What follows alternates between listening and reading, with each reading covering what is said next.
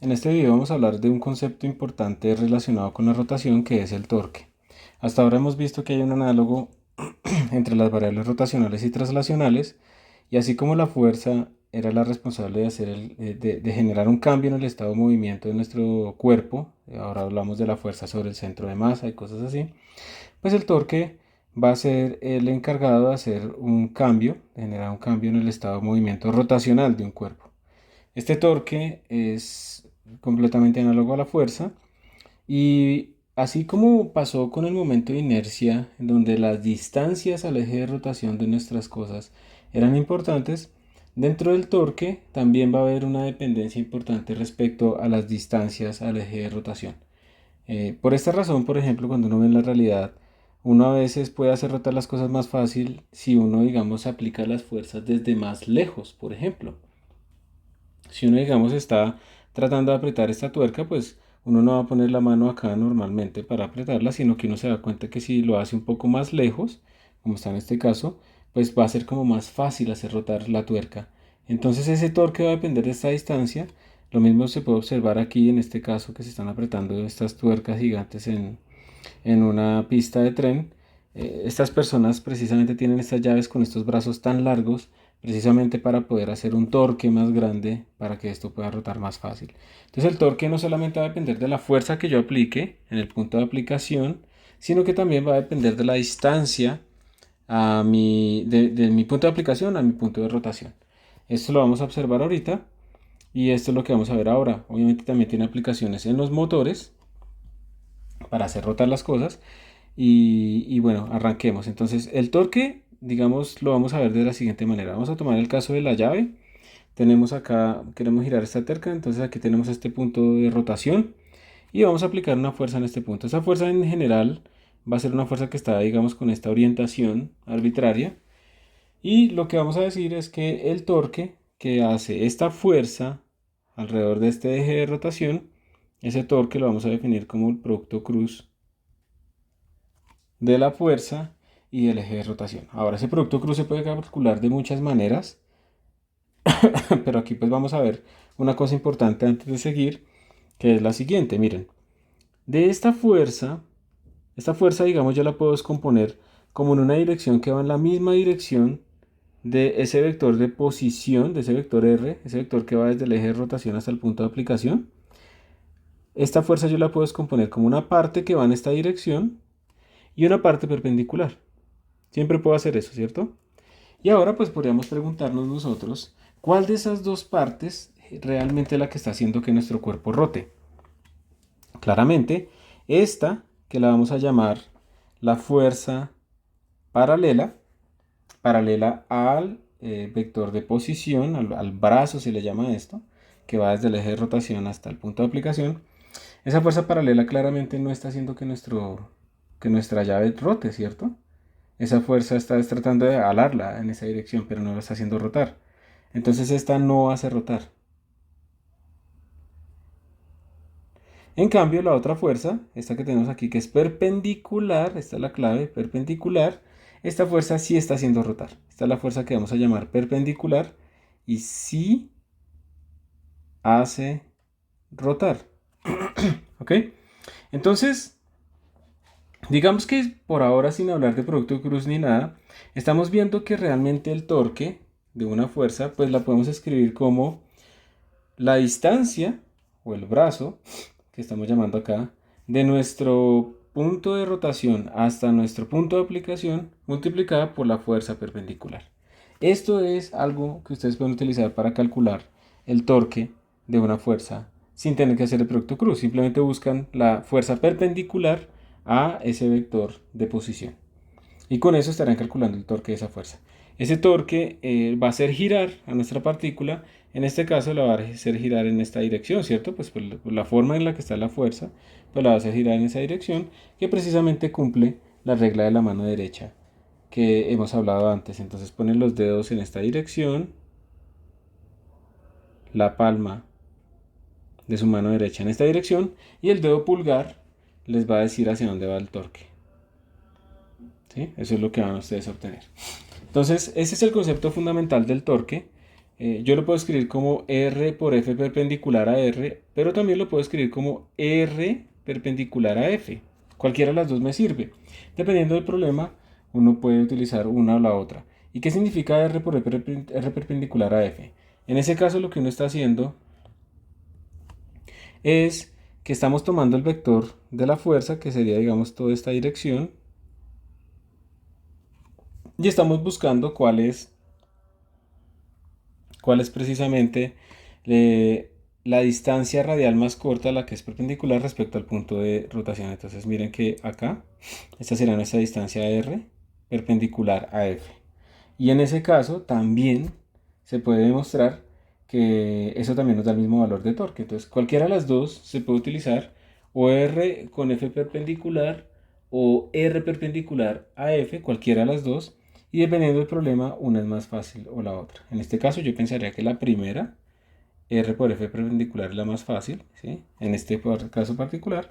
Pero en otros casos pues puede ser diferente. Entonces cuando nos pregunten la norma o el torque, sencillamente en su valor, lo podemos calcular de esta manera sin hacer productos cruz de forma general ni nada de eso. Que también se puede hacer y también funciona siempre. Pero pues son maneras de verlo geométricamente que también les permiten a ustedes calcular esas cosas. Entonces el torque nos va a hacer rotar nuestros cuerpos. El torque está definido, digamos, como precisamente cuál es esta fuerza en un punto de aplicación que nos va a hacer rotar las cosas. También ese torque nos va a permitir a nosotros, o va a depender de esa distancia. Entonces, si yo, por ejemplo, quiero abrir una puerta, pero la abro desde las bisagras, pues no va a abrir. Es más fácil hacerlo desde lo más lejos posible, que es la empuñadura o la chapa, pues, de la puerta. Este torque va a depender de la distancia y en general pues tiene una dirección que cumple la regla de la mano derecha. Eso es como el concepto genérico del torque. Digamos que acá, en estos ejemplos que se ven, ustedes tienen un punto de aplicación, estamos en una cosa tridimensional. Digamos que el vector R y el vector F están como en este caso en un plano y el torque pues va a ser perpendicular a ese plano porque va a hacerlo rotar, digamos en este caso lo va a hacer rotar en esta dirección, entonces el torque nos va a dar en dirección del eje Z. Y como pueden ver es perpendicular, que esa es otra propiedad de los vectores en producto cruz. Cuando uno dice que esto se cumple, uno lo que está diciendo es que el vector torque va a ser perpendicular tanto a este brazo de palanca, que es la distancia desde el punto de rotación, desde el eje de rotación hasta nuestro punto de aplicación de la fuerza, y va a ser perpendicular también a la fuerza. Eso es una propiedad de los productos cruz. Entonces en este caso observen que de nuevo yo tengo, digamos, esta proyección, yo tengo entonces mi fuerza perpendicular sería solamente esta, y nuestro torque en magnitud va a ser igual a ese brazo por la fuerza perpendicular, que en este caso sería R por F por seno de phi. ¿Sí? Esa sería esta componente, ¿cierto? Esta componente acá es F, que es la magnitud, por el seno del ángulo. Y ya lo sacamos, ¿ok? Entonces el torque va a ir en esa dirección que se está mostrando allí. Que es lo mismo que extender la línea de acción de la fuerza y sacar el R perpendicular. De nuevo, nos va a dar exactamente lo mismo, pero bueno, eso es como para que ustedes lo tengan en cuenta. En general el torque es un producto cruz y si alguno de ustedes ya vio cómo calcular los productos cruces, entonces en estos casos uno lo que hace es un determinante, pone IJK y calcula, entonces coloca, digamos que aquí uno coloca las componentes del primer vector, que será la posición del brazo, el R, Rx, Ry y Rz, y aquí se colocan las componentes del segundo vector, que en este caso es la fuerza. Entonces uno separa acá, dice I veces factor D y hace este pequeño determinante acá, que sería Y por F de Z menos Z por F de Y. Luego separa aquí, entonces le tiene que alternar el signo, entonces menos J, factor D, y entonces ahora en este caso le va a cambiar el color. Tendríamos que hacer este por este y este por este. Entonces sería X por FZ menos Z por FX. Y finalmente nos quedaría con K, ¿cierto? Entonces más K, factor D. Entonces ahora yo haría este con este y este con este. XFY menos YFX. Esa será la forma general de calcularlo, si uno tiene las componentes. Pero de nuevo, no siempre hay que hacerlo. Hay diferentes alternativas para hacer estos cálculos y ustedes van escogiendo, dependiendo de la situación en la que encuentren, cuál es la más apropiada para su aplicación. ¿Sí? Que a veces pues puede ser más fácil calcular la magnitud simplemente de esta forma y la dirección utilizando la regla a la mano derecha. Pero para casos más complicados pues es preferible utilizar el determinante. Eso me sirve para todos los casos posibles. Entonces, de nuevo, depende mucho qué hay que hacer, ejercicios para ir cogiendo la práctica de cuál sería como el más fácil. ¿Está bien? Eso es todo. Entonces, digamos que acá hay un ejemplito en donde nos están preguntando, por ejemplo, el torque neto. Esto tiene dos cuerdas, la cuerda está, hay una cuerda enrollada, digamos, en la parte exterior que hace una tensión 1 y hay una cuerda enrollada en la parte, digamos, interior que hace una tensión 2 y vamos a calcular el torque total de esas dos, ¿sí? Entonces, miren, si ustedes hacen, si se fijan, esta primera fuerza tiende a hacerlo girar en esta dirección y esta segunda tiende a hacerlo girar en esta dirección. O sea que van en direcciones contrarias. O sea que estos torques tienen, eh, digamos que, signos diferentes, ¿cierto? Entonces hay un torque que va en la dirección más Z y otro torque que va en la dirección menos Z. Cierren ustedes aquí los dedos de su mano derecha en esta dirección y les va a dar que el torque va hacia allá. Cierren los dedos en esta dirección y les va a dar que el torque asociado va en esta dirección, el eje Z positivo. Entonces ahí le podemos poner los signos. Entonces podemos decir torque total en el eje Z va a ser igual a menos el torque que hace, digamos, la tensión 1 más el torque que hace la tensión 2. Y el torque que hace la tensión 1 sería menos R1 por F1 perpendicular más R2 por F2 perpendicular. Entonces el torque total en el eje Z nos va a dar menos R1. Y pues aquí está fácil, ¿cierto? Porque ya están perpendiculares, ya están haciendo 90 grados, entonces simplemente sería F1. O multiplicar por seno de 90, y seno de 90 es 1, entonces es lo mismo. Más R2 por F2. Y este es nuestro torque total. ¿Ok? Entonces, dependiendo de la relación de radios y fuerzas, pues puede ser que sea positivo el neto, o sea negativo, que gire en una dirección o que gire en la otra. Entonces, de esta manera es que sin hacer productos cruz, podemos obtener los vectores de torque, en estos casos sencillos. Entonces, aquí está pues el desarrollo y ustedes simplemente reemplazan y pues ahí les va a dar, que es exactamente lo mismo que obtuvimos. Entonces, ahora viene, precisamente como tenemos torque, viene pues la relación de, pues cómo escribir la segunda ley de Newton. Nosotros ya habíamos escrito anteriormente la primera ley de Newton, entonces teníamos la fuerza neta, era igual a la masa por la aceleración. Entonces uno esperaría que análogamente uno tuviera que el torque neto sea igual, el análogo a la masa es el momento de inercia y el análogo a la aceleración del centro de masa es la aceleración angular. Y esto es todo, o sea, la segunda ley de Newton. Esto es lo que uno utiliza para calcular aceleraciones angulares o cosas así a partir del torque, ¿sí? De hecho, también nosotros vimos que esto era un caso especial de una forma más general, que era fuerza neta era igual a derivada del momentum respecto al tiempo, momentum lineal. Pues aquí también tenemos un análogo y es torque neto es igual a la derivada del momento angular respecto al tiempo. Y el momento angular, digamos que lo vamos a hacer de forma sencilla, lo vamos a definir como I por omega. Claro, si yo lo derivo, entonces me va a quedar el omega al cuadrado, asumiendo que el I es constante.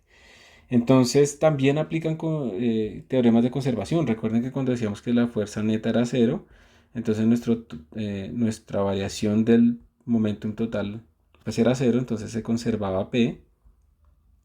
Esto lo utilizamos al final en todo esto que hicimos de conservación, de colisiones y masa variable y demás. Entonces aquí también va a ocurrir que si el torque neto es cero, entonces se conserva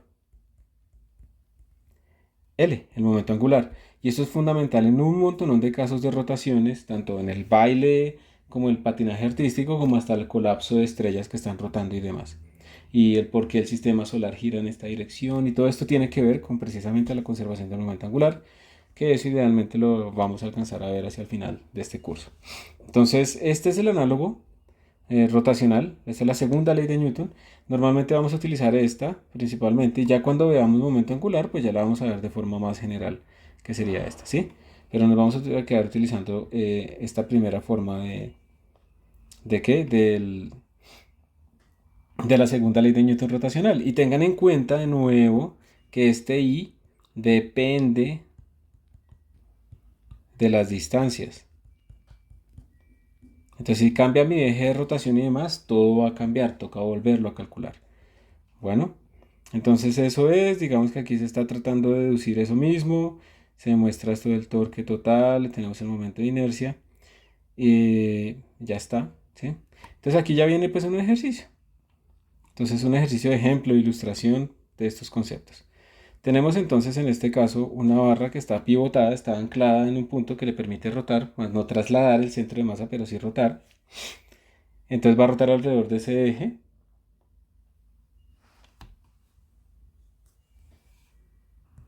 Entonces en este caso tenemos esta barra que tiene masa m, longitud L, es uniforme, ¿sí? Porque nos dijeron que no lo sea.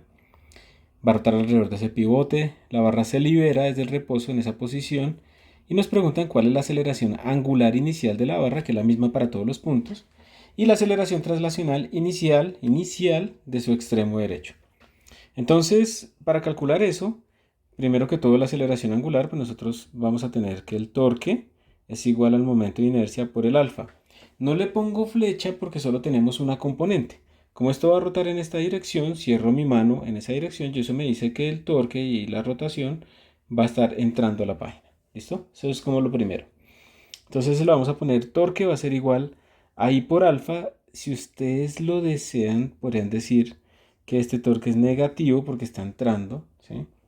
Y por lo tanto, entonces tendríamos que alfa va a ser igual a menos el torque sobre I. O le ponen el signo al torque después, o sea, como quieran, ¿sí? Pero es como para no olvidar que son vectores. Entonces, este torque aquí es igual respecto al extremo derecho.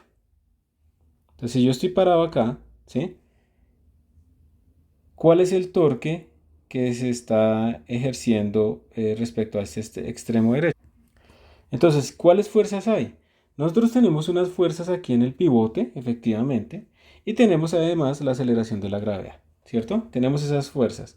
Las fuerzas que están aquí en el pivote no ejercen torque porque ahí precisamente está el eje de rotación.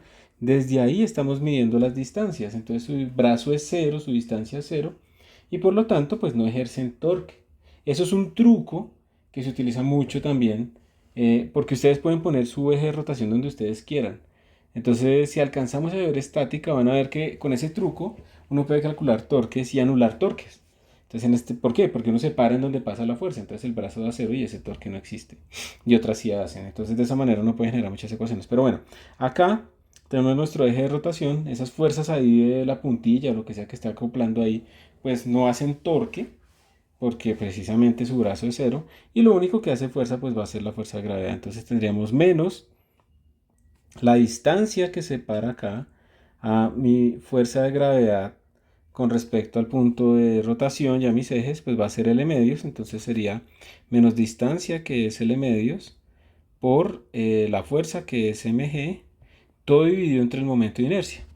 Y el momento de inercia de una barra que rota alrededor de un extremo, ya lo habíamos calculado, pues es m por L al cuadrado sobre 3. Revisen si está bien o si me equivoqué en algo. Entonces miren que aquí se me va una L con esta, se me va esta M con esta M, y finalmente me va a dar que la aceleración angular, con esa convención de signo, nos dio menos 3 medios de G sobre L. Y para que se fijen, la aceleración angular tiene las unidades correctas. Si yo miro aquí las unidades, alfa va a ser igual a las unidades de G sobre las unidades de L. Esto es metro sobre segundo cuadrado dividido entre metros, se nos va metro con metro y nos quedó 1 sobre segundo cuadrado. Y ese 1 no es 1, sino que realmente ahí está el radianes. Lo que pasa es que el radian no tiene dimensiones, no tiene unidades, perdón. El radian no tiene unidades.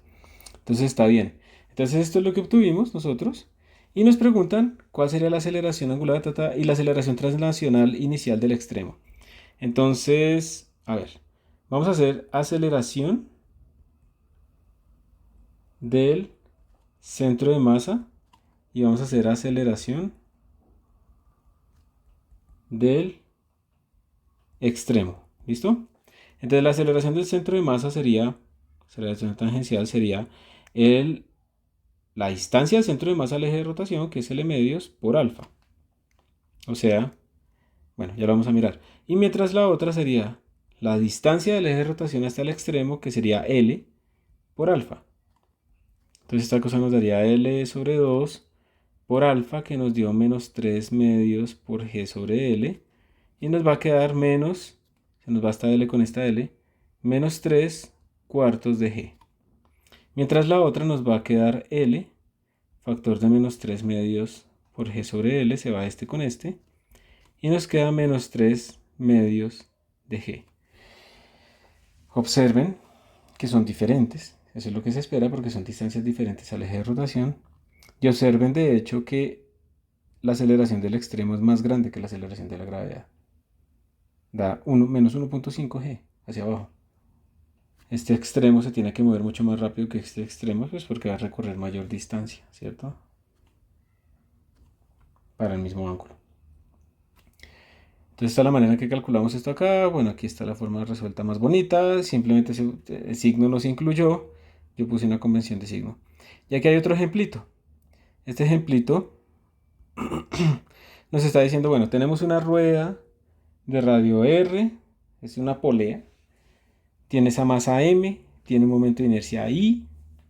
Está montada sobre un eje horizontal. Bueno, para que rote en esa dirección. Hay una ligera que se está desenrollando. Y esto hace girar pues con una aceleración angular. Entonces nos toca encontrar una expresión para la aceleración angular de la rueda. O sea, nuestra pregunta es cuánto vale alfa. La aceleración translacional del objeto, cuánto vale la aceleración del centro de masa del objeto. ¿Sí? No de la polea porque ya está anclada, entonces no se mueve su centro de masa. Y cuánto es la tensión de la cuerda. Tenemos que calcular esas tres cosas. Y entonces, ¿cómo lo hacemos?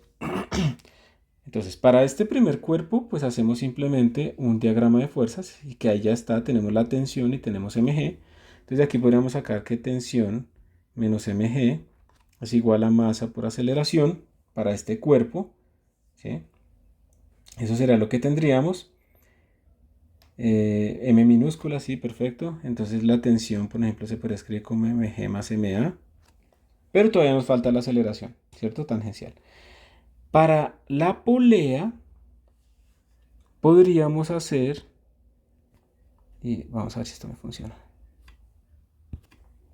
Voy a copiarla aquí para poner la foto.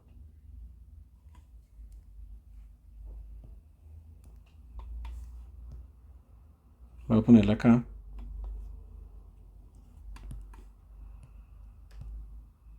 Y ahora voy a cerrar. ¿Listo? Para la polea, esperen a ver si la puedo agrandar un poquito. Eso.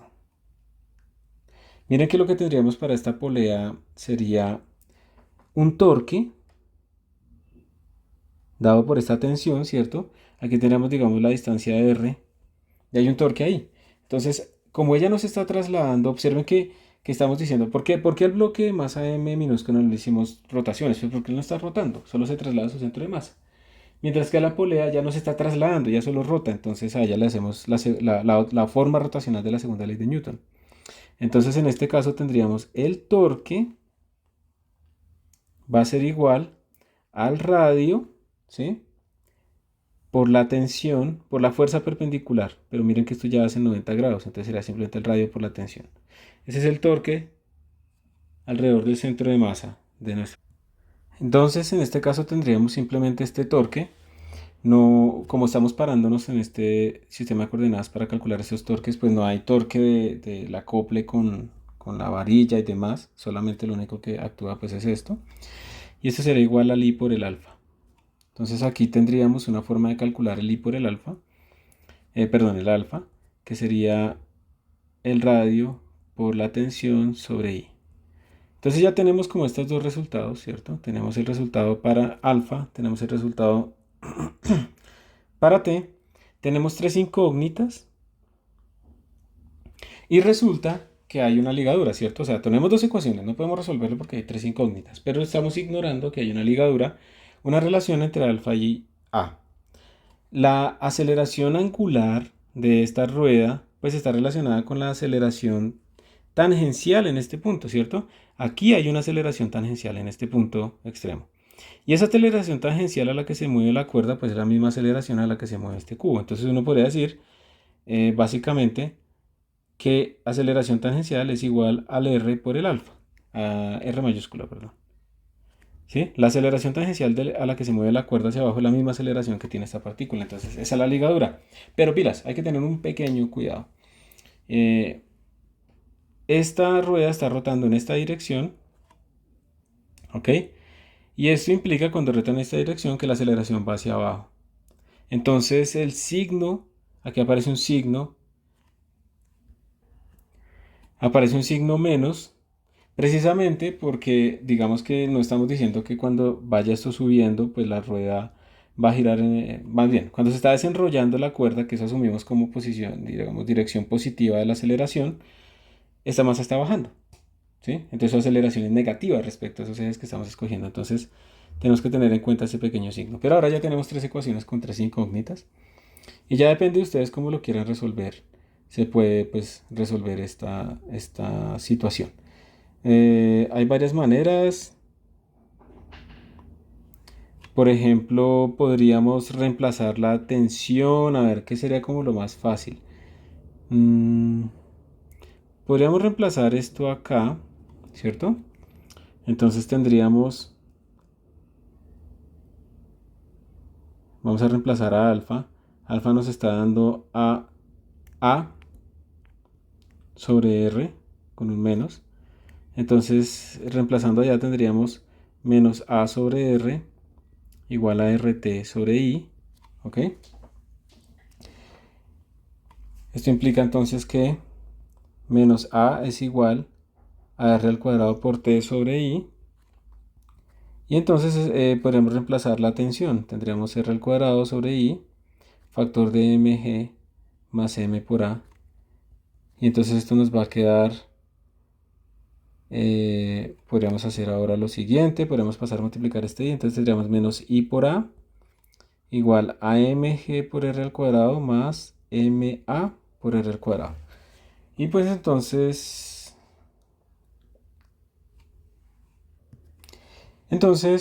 vamos a pasar esto a restar al otro lado porque queremos despejar la aceleración.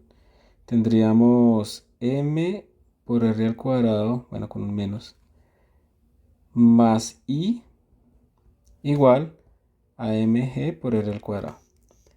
Y esto por a, ¿sí? Me quedé sin espacio.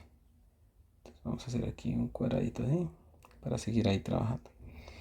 Entonces al final nos va a quedar que la aceleración nos dio mg por r al cuadrado sobre i más m por r al cuadrado por un signo menos, pues porque va hacia abajo nuestra partícula.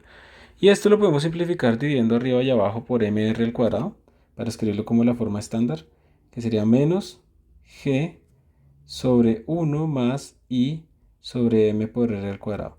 Esto suele hacerse simplemente porque recuerden que como casi todos los... Arreglo un poquito este bicho.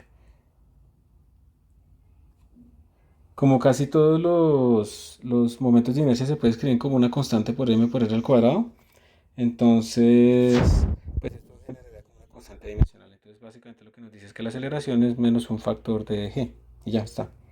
Listo. Entonces ya tenemos la aceleración. Y con eso, pues se pueden empezar ustedes a volver a reemplazarla pues en todos los lados que quisieran. Por ejemplo, acá. ¿Sí? Entonces tendríamos alfa sería igual a menos a sobre r, que si reemplazamos, entonces nos va a quedar menos, bueno, más, por menos da más, g sobre r factor de 1 más i sobre m r al cuadrado. ¿Listo? Y ya tenemos alfa y ya podemos tener pues, también la tensión. Entonces ya con esto hemos resuelto todo. Aquí están pues los mismos resultados que estamos obteniendo nosotros allí. Y con eso pues está nuestra forma de calcular nuestra dinámica. Entonces ya podemos incluir tanto cosas lineales como cosas rotacionales.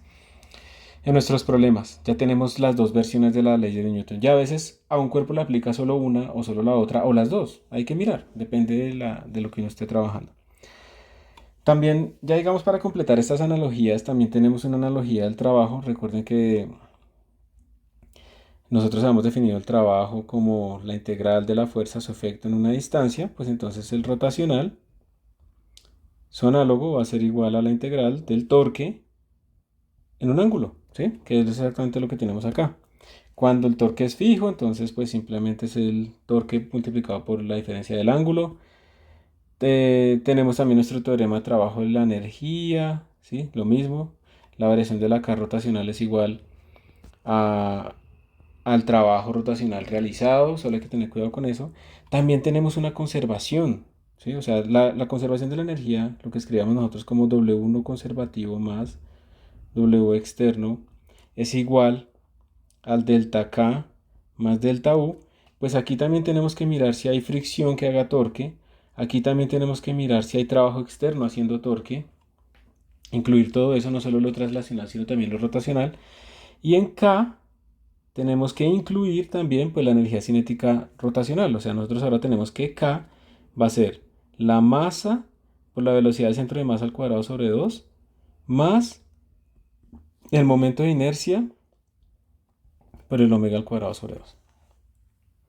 Ahora tenemos esas dos contribuciones, pero se aplica el mismo concepto general. Entonces aquí está como una tablita de todas las analogías para que ustedes pues la tengan como un poco más clara. Ahí están todas las analogías que tenemos del movimiento rotacional puro, que es cuando solamente rota, o el traslacional puro, que es cuando solamente se traslada pero no rota. Y pues en general el movimiento es la suma de esos dos, pero observen que es completamente análogo a absolutamente todo lo que hemos visto hasta ahora y se aplica la misma conservación de la energía. Entonces ya para ver otro ejemplito, acá tenemos un ejemplo de la misma barra, ¿cierto? Que va a rotar, ya digamos partió y cayó y está en esa posición vertical y va a seguir, pero se le tomó una foto en esa posición vertical. Entonces nos dicen, ¿cuál es la rapidez angular cuando la barra llega a la posición más baja? ¿Sí? Cuando la barra llegó a la posición más baja, ¿cuál es esa rapidez? Y determinar la rapidez tangencial de ese centro de masa y el punto más bajo de la barra cuando está en esa posición. Entonces, básicamente la pregunta es ¿cuál es la velocidad angular acá? Velocidad angular final. Entonces, de nuevo en estos casos, de pronto lo más fácil es aplicar conservación de la energía. Básicamente lo que estamos diciendo es, si tomamos, por ejemplo, este punto como el punto de referencia de nuestras energías gravitacionales, pues entonces aquí tendríamos que básicamente toda la energía potencial gravitacional que tiene la partícula aquí arriba se nos va a transformar en energía rotacional cuando está aquí abajo, ¿cierto? Eso es básicamente lo que es. Entonces escribimos nuestra ley de conservación general.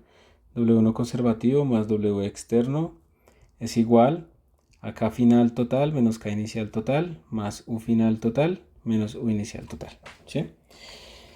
Trabajo no conservativo no hay. Si hay fricción acá de todas maneras no importa porque nosotros estamos parándonos ahí para calcular los torques. Entonces no hay desplazamiento, hay solo rotación. Y digamos que la distancia de esos torques o de esas fuerzas del tornillo ahí pues es cero con respecto al eje de rotación. Entonces no hacen trabajo tampoco. Entonces básicamente tenemos que esto es cero, tenemos que esto es cero, entonces tenemos cero igual. El K final, pues como es solamente rotación, tendríamos I por omega al cuadrado sobre 2. El K inicial es cero. El U final, porque como yo escogí este eje aquí abajo, pues si hay un U final, entonces el U final sería la altura del centro de masa respecto a la referencia, que sería mg por esa altura, que sería el m de Dios, menos el U inicial, que es, pues inicialmente pues está en una altura L, ¿cierto? Entonces menos mgl. Esto entonces nos va a dar 0 igual a I por omega al cuadrado sobre 2 menos mg por L medios. Y aquí ya podemos despejar el omega, ¿cierto? Entonces tendremos I por omega al cuadrado sobre 2 es igual a m por g por L medios. Este se va con este. Omega al cuadrado nos va a dar mgl sobre I y por lo tanto omega va a ser igual a mgl sobre i todo raíz cuadrada. Para una barra que rota alrededor de un extremo y vale ml al cuadrado sobre 3, entonces reemplacemos, omega nos daría raíz cuadrada de mgl sobre ml cuadrado sobre 3, chao chao, este con este, y nos queda que la velocidad angular, cuando está allá abajo, es raíz cuadrada de 3g sobre l. Esta es nuestra respuesta para la primera pregunta. Conservación de la energía directamente. Y ahora nos pide la rapidez tangencial del centro de masa y la rapidez tangencial del punto más bajo de la barra cuando está en posición vertical. Entonces, rapidez tangencial del centro de masa va a ser la distancia del centro de masa, que es L medios, por omega, que sería raíz de 3g sobre L. La velocidad tangencial de este punto, que ahora tiene esta distancia, en este punto, entonces la velocidad tangencial del borde va a ser igual a L por raíz de 3g sobre L. Pues claramente el borde va mucho más rápido que el centro de masa en velocidades tangenciales. Misma velocidad angular, diferentes velocidades tangenciales porque las velocidades tangenciales dependen de la distancia. Aquí está escrita la misma solución. Y con esto pues ya hemos resuelto nuestro problema y hemos terminado nuestro tema. Entonces hemos visto el torque. El torque lo podemos calcular teniendo en cuenta el radio y la fuerza perpendicular o el radio perpendicular a la fuerza.